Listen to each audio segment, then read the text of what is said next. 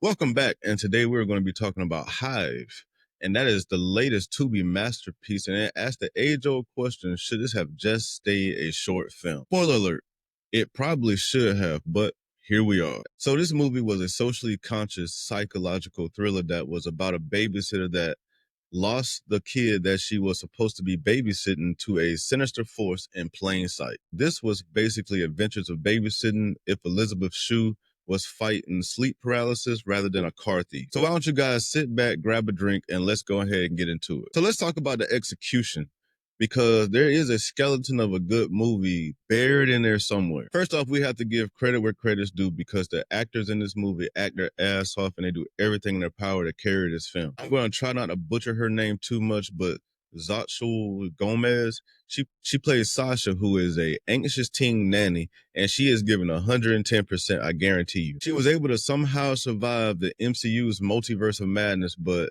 if you watch this film, you could tell that she is struggling to survive this. The reason I say that is because this movie kind of ran out of gas for me around the 30-minute mark. And it's Tubi, so they have all their commercial breaks and stuff in between. So that doesn't really help. But around the 30-minute mark for me, this movie just sort of ran out of gas. And for her to survive this is the real superpower. And then you have Aaron Dominguez, who plays her brother Marco, and he does a solid job as well. But here's the real reality check.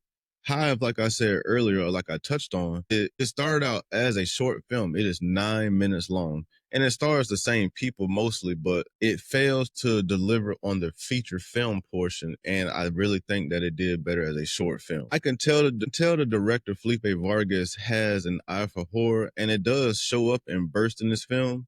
But trying to stretch this film into a feature length was a task, and I don't think it was met, and that's just my personal opinion, but the way the pacing drags and the lore gets kind of muddy and the world feels small at times, I just think it was a big stretch.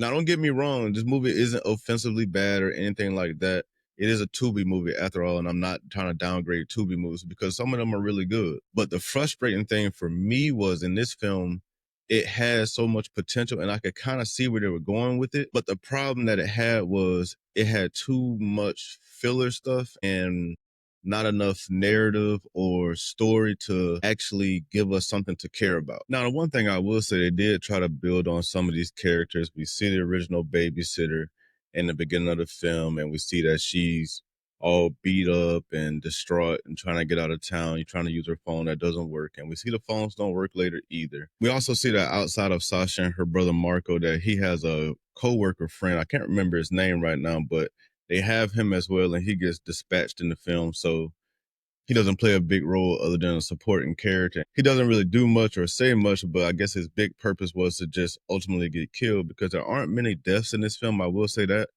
There are not many deaths. So if you're looking for a horror film that has a lot of blood and guts and a bunch of killing, this probably isn't the one for you, but still a good watch. But you're not going to get your classic horror movie with a bunch of killing and stuff like that. This plays more on the psychological side of what the hell is going on, because we have creepy kids, we have a weird neighborhood, we have absent parents, and a whole lot of that. And speaking of that, since we all suffered through this film, and I'm assuming we all watched this film, let's talk about this force that's hiding in plain sight. And let's talk about what it actually represents. So like I said, this movie pitches itself as a socially conscious psychological thriller. So the monster on the playground is just a big dripping metaphor. You ask yourself at times, is it just a manifestation of Sasha's own deep-seated anxiety and her failing grip on reality? Or are we dealing with a collective neighborhood of just straight delusion? So my theory is the metaphor behind everything is that the hive isn't the real evil at all, but it's the insidious nature of the hyper surveilled suburban lifestyle that's the real problem. If you paid attention, then you notice the adults in the background who seem perfectly synchronized. And it just seems like there's just a little bit more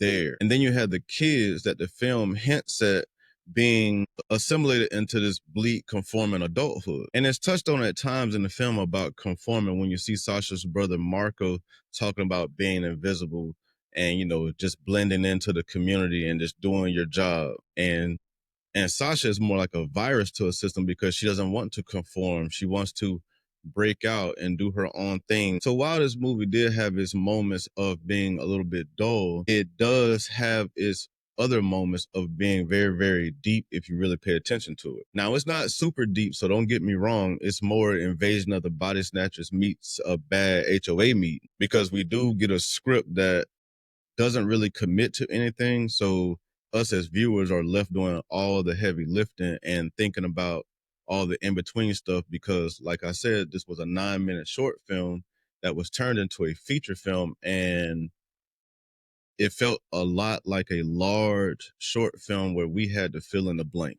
So where do we land on this movie?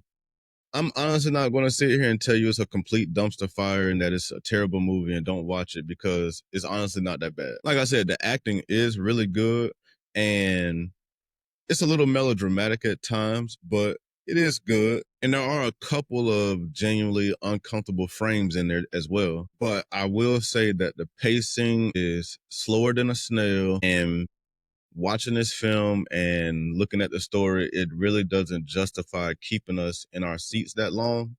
So that's just my opinion on that part. I will say that this movie is the definition of a middle of the road movie. If I had to compare it to anything, I would compare it to the cinematic equivalent of a Lukewarm Tuesday. You will not hate yourself for watching this movie. I guarantee you won't. You will enjoy it. It's a pretty decent film. So don't worry about going into it. You're not going to hate yourself for watching it. But at the same time, this movie is not very memorable. So it's not like it's going to be sticking with you a few months from now and be on your best movies of 2026 list. But I do want to hear from you all. Please let me know down in the comments what you think about this film if you've seen it. Tell me what you think about that ending, because was Sasha actually experiencing a supernatural event, or was the third act more of her just having a complete psychological break? Drop your theories down in the comments. And oh, by the way, we are still grinding towards our 1,000 subscriber goal, and I appreciate everybody for getting us this far. And please keep coming back for more. Please don't forget to like and subscribe on your way out. I appreciate you for doing that. And if you like your reviews dry, sarcastic, and sometimes mostly unfiltered, please don't forget to hit the like and subscribe button and share this video. And I will catch you in the next one. Thank you for coming. I will see you next time.